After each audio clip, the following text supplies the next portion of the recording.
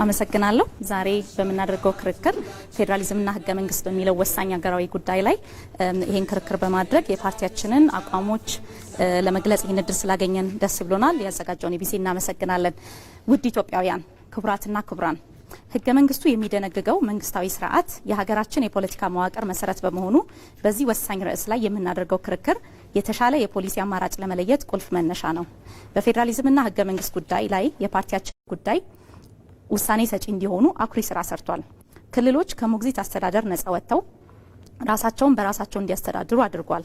ህገ መንግስታዊ የስልጣን ክፍፍልን መሰረት ያደረገ የፌደራልና የክልሎች መንግስታት ግንኙነት ስርዓት የሚያጠናክር ህግ ተግብሯል።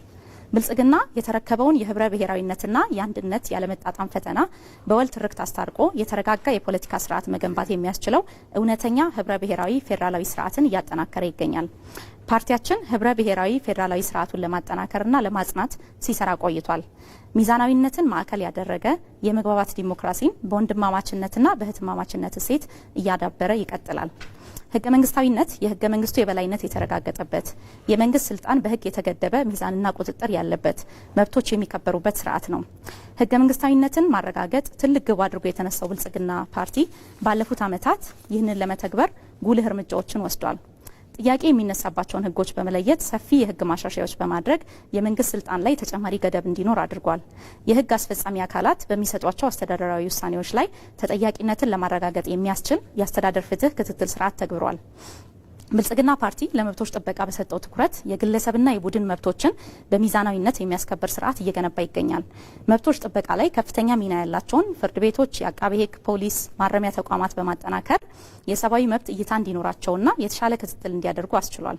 ህገ መንግስታዊ ተቋማት ከፖለቲካ ነጻ ሆነው እንዲደራጁ፣ ሚናቸውን በአግባቡ እንዲወጡ፣ ነጻነትና ገለልተኝነታቸውን የሚያጠናክሩ አሰራሮች ተተግብረዋል።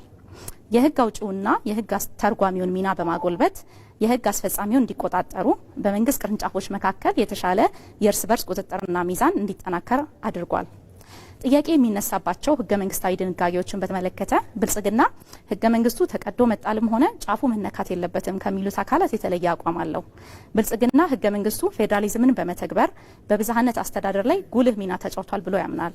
በሌላ በኩል ለኢትዮጵያውያን አንድነትና ለተረጋጋ የፖለቲካ ስርዓት ግንባታ በህገ መንግስቱ ላይ የሚነሱ ቁልፍ ጥያቄዎች ላይ ጥልቅ ውይይት ተደርጎ መሻሻል እንዳለበት ያምናል። በኢትዮጵያ ታሪክ የመንግስት ለውጥ በተደረገ ቁጥር የቀድሞውን ህገ መንግስት በአዲስ እየተካ በመቀጠሉ ሀገራችን ከረጅም ዘመን የመንግስትነት ታሪኳ ጋር ተመጣጣኝ የሆነ የረጋና የሰከነ የፖለቲካ ባህል እንዳትገነባ እንቅፋት ሆኗል። እነዚህ ተደጋጋሚ ለውጦች ህገ መንግስታዊነት ስር እንዳይሰድ፣ የዲሞክራሲ ግንባታ ሂደታችን እንዳይጠነክር ከዜሮ መጀመርን ባህል አድርገውት ቆይተዋል። ህገ መንግስቱ ላይ የሚነሱ መሰረታዊ ጥያቄዎች የሚሻሻሉበት ሂደት ህገ መንግስታዊነትን በሚያጠናክርና የመላው ኢትዮጵያውያንን ተሳትፎና ይሁንታ ባረጋገጠ መልኩ መሆን እንዳለበት ብልጽግና በጥብቅ ያምናል። ይህንኑ ለማስፈጸም በምርጫ 2013 በገባነው ቃል መሰረት በዘላቂነትና ህገ መንግስታዊነትን ባረጋገጠ መልኩ ጥያቄዎችን ለመፍታት የሚያስችል ሀገራዊ ምክክር ሂደት አስጀምሯል። ማሻሻያውና የሚሻሻሉ ዝርዝር ድንጋጌዎች በተመለከተም አካታች ሀገራዊ ምክክር መድረኩ በሚያስቀምጠው አቅጣጫ መሰረት ለመፈጸም ዝግጅት አድርጓል። ውድ ኢትዮጵያውያን፣ ፓርቲያችን የእናንተን ይሁንታ አግኝቶ ከተመረጠ የህግ የበላይነትን በማረጋገጥ የመብቶችን ጥበቃ በማጠናከርና የእርስ በርስ ቁጥጥርና ሚዛን ስርዓቶችን በማስፋት ህገ መንግስታዊነትን የማጽናት ስራዎቻችንን አጠናክረን እንቀጥላለን። የአካታች ሀገራዊ ምክክር ሂደቱን ውጤት መሰረት ያደረገና መላው ህዝባችንን ባሳተፈ መልኩ ህገ መንግስታዊ ማሻሻያ በማድረግ ህብረ ብሔራዊ ፌዴራላዊ ስርዓትን እናጠነክራለን። ብልጽግናን ይምረጡ። ምልክታችን የመደመር የአንድነት የትብብር ተምሳሌት የሆነው የስንዴ ነዶ ነው። አመሰግናለሁ። እናሻግራት ሁላችንም በመደመር መድረሻችን ጫፍ እስከ ጫፍ እንዲሰማ ለኩሰው ይቀጣጠል የድል ሻማ።